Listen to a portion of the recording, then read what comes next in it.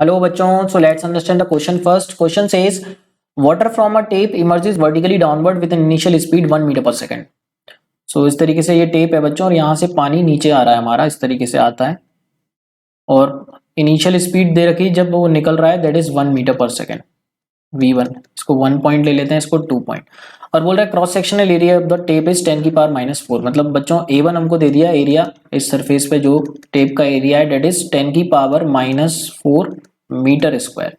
Assuming that the pressure is constant throughout the stream. Pressure को constant मानना है, मतलब यहाँ पर अगर हम प्रेशर पी ले रहे हैं तो यहाँ पे भी पी, हर जगह पी ले सकते हैं। And water flows is streamline. The cross sectional area of the stream 0.15 metre below the tap. 0.15 metre मतलब नीचे अगर हम आए बच्चों यहाँ से कितनी दूरी पे, 0.15 मीटर पे। तो इस लेवल पर अगर हम बात करें तो इस लेवल पे हमको क्या बताना है बच्चों कि कितना यहाँ पर क्या होगा, द फ्लो वेलोसिटी है ना, नहीं द क्रॉस सेक्शनल एरिया, मतलब इस पॉइंट का एरिया बताना है।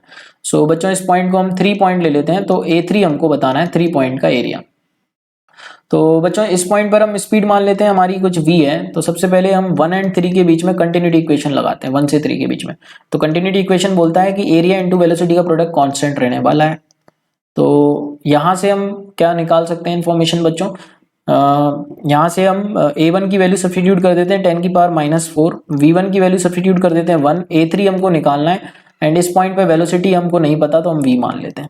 सो ये हमारी फर्स्ट इक्वेशन। अब बच्चों 1 और 3 के बीच में बर्नौली इक्वेशन भी लगा सकते हैं ताकि हम और पैरामीटर्स इंट्रोड्यूस कर सकें और फाइनली आंसर पे पहुंच सकें। सो 1 से 3 के बीच में हम बर्नौली की इक्वेशन लगाते हैं बच्चों। बर्नौली इक्वेशन लगाएंगे तो हम बोल सकते हैं pressure at 1 plus half row v square, मतलब v1 square is equals two plus plus यहाँ पर हाइट भी कर, हाइट के कारण भी देखते हैं हम, तो रो g इसका लेवल, इसी को हम लेवल मान लेते हैं हमारा।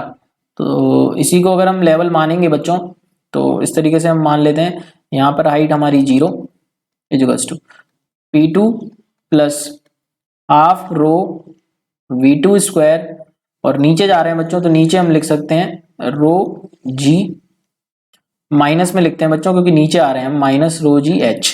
ये हाइट हम h 0.15 बाद में सब्स्टिट्यूट कर देंगे।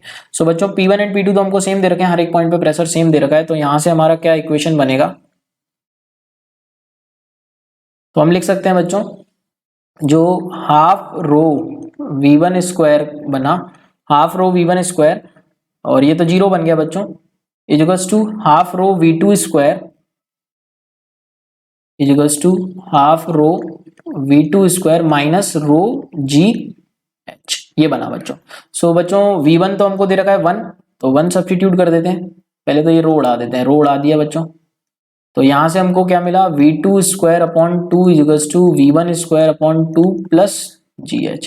यानी कि बच्चों v2 स्क्वायर हम लिख सकते हैं v1 स्क्वायर प्लस 2gh। सो v2 की वैल्यू कितनी आ गई बच्चों, 1 प्लस 2 इंटू जी को 10 ले लेते हैं, 1 का स्क्वायर 1 ही बनता है, और h कितना है बच्चों 0.15, तो h की वैल्यू 0.15 ले लेते हैं, 0.15। तो 0.15 इंटू 10 करेंगे तो 1.5 बनेगा, और 1.5 इंटू 2 करेंगे तो 3 बनेगा, और 3 एंड 1 4 बनेगा। तो v2 का स्क्वायर 4 बन गया, यानी कि v2 2 बन गया मीटर पर सेकंड में। अब बच्चों v2 आ गया तो एरिया भी आ गया, क्योंकि यहाँ पे हम v2 को v माना है। तो a3 into 2 will be equal to 10 की पावर -4। तो ये हो गया बच्चों 0.5 इंटू 10 की पावर a3 आ गया हमारा, 1/2 इंटू 10 की power -4 which is can be written as 0.5 into 10 की power -4 which can be written as 5 into 10 की power -5 in meter square. So option second is the correct answer बच्चों. I hope you got the answer. Thank you so much and all the very best.